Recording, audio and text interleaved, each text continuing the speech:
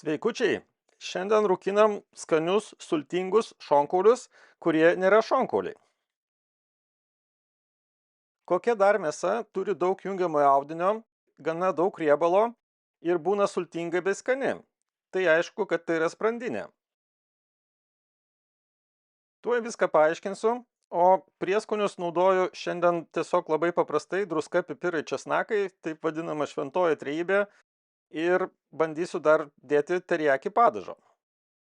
Jeigu turit savo mėgstamus prieskonius, tai naudokit juos. Aš tiesiog pasidarau mišinį iš tų trijų ingredientų ir jais įtrinsiu mėsą sausai, tiesiog tam, kad jinai pasimarinuotų.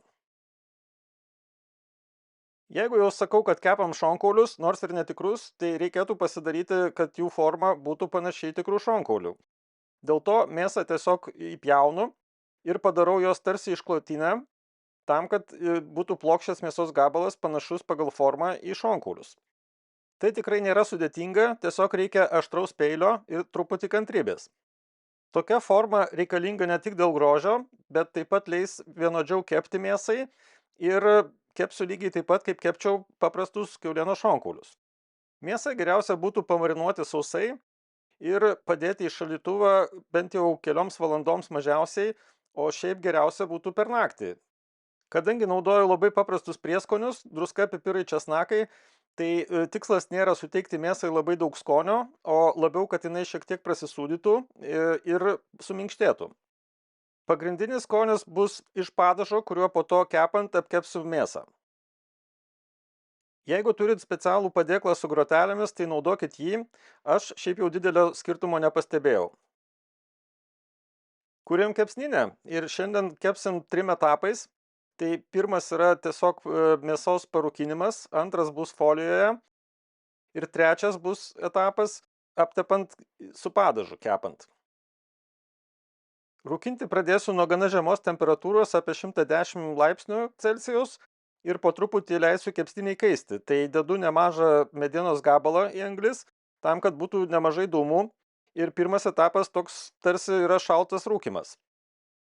Kad mėsa gautų kuo mažiau šilumos iš apačios tiesioginės, dedu ne vieną, o 2 deflektorius ir dar dedu viską ant paaukštinimo specialių grotelių, bet jos tikrai nėra būtinos, galima dėti ir ant paprastų grotelių. Iš esmės nelaukiu, kol viskas įkais, dedu iš karto mėsą ir ją po truputį rūkinsiu žemoj temperatūroj. Tai pirmam etape geriausia, kad jinai būtų apie 120 laipsnių, bet gali būti gal kažkiek ir aukštesnė, nedaugiau negu 140-150 laipsnių. Jeigu norit mažiau rūkyto skonio, tai tiesiog mažiau dėkit medienos, arba jos apskritai galit nedėti, vis tiek pasirūkins. Kamado viršus ir apačia atidaryti visiškai minimaliai, tam, kad vos kvėpuotų ir pamažu rūkintųsi. Aš dedu į mėsą termometrą, bet jeigu jo neturit, tai tikrai ne bėda, nes pirmas etapas užtrunka apie kelias valandas. Tai tiesiog reikėtų po to patikrinti su momentiniu termometru, kokia mėsos temperatūra, ir įvynioti ją į foliją tada, kai jinai pasiekia apie 70 laipsnių. Kad mėsa tolygiai išsirūkintų, iškeptų, ją rekomenduočiau tiesiog apversti. Galima vieną kartą arba net ir kelis kartus. Kodėl svarbu žinoti mėsos temperatūrą taip rūkinant? Tai yra dėl to, kad pasiekus apie 70 laipsnių temperatūrą, toliau rūkinimosi procesas nevyksta ir tiesiog mėsa jau tiek dūmo, kiek gavo, tiek ir turi. O įvyniojus į foliją ir toliau kepant, jinai tiesiog bus sultingesnė. Taigi kepu mėsą, rūkinu ją lygiai taip pat, kaip tai būtų šonkauliai kiaulienos, ir aš dažnai mėgstu įdėti šiek tiek sviesto. Įvyniojant į foliją galima dar aišku pridėti papildomai ir kažkokių kitų priedų, bet šiuo atveju tiesiog, kadangi dėsiu teriaki padažą, tai papildomų skonių kaip ir nereikia. Taip įvyniotą mėsą dedu atgal į kepsninę ir temperatūra gali būti šiek tiek ir aukštesnė, bet vis tiek jinai neturėtų būti didesnė negu 140-150 laipsnių. Beje, jeigu pastebėjot, į kepsninę esu įdėjęs mažą anglių krepšį, kuris yra iš mažojo kamado, ir tiesiog bandau daryti eksperimentą. Tai yra pasižiūrėti, kiek daugiau anglių sudeginama didesniai kepsniniai. Antrame etape, kai viskas troškinasi folijoje, mėsos temperatūra turėtų pasiekti apie 92 laipsnius, ir tada ją beliks apkepti su padažu. Tai padažą aš naudoju teriyaki padažą, šiek tiek jį atskiedžiu Worcesterio padažu ir pridedu ryžių acto.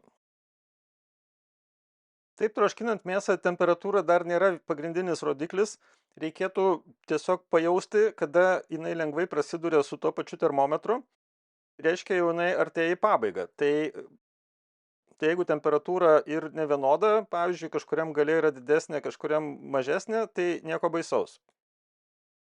Na ir trečiame etape apkepinėju mėsą tiesiog su padažu, tam, kad jisai priliptų gerai ir galutinė temperatūra pasiektų dar šiek tiek keliais laipsniais aukštesnę, bet vėlgi reikėtų tikrinti tiesiog, kaip kepa mėsa, ar jinai jau pakankamai minkšta.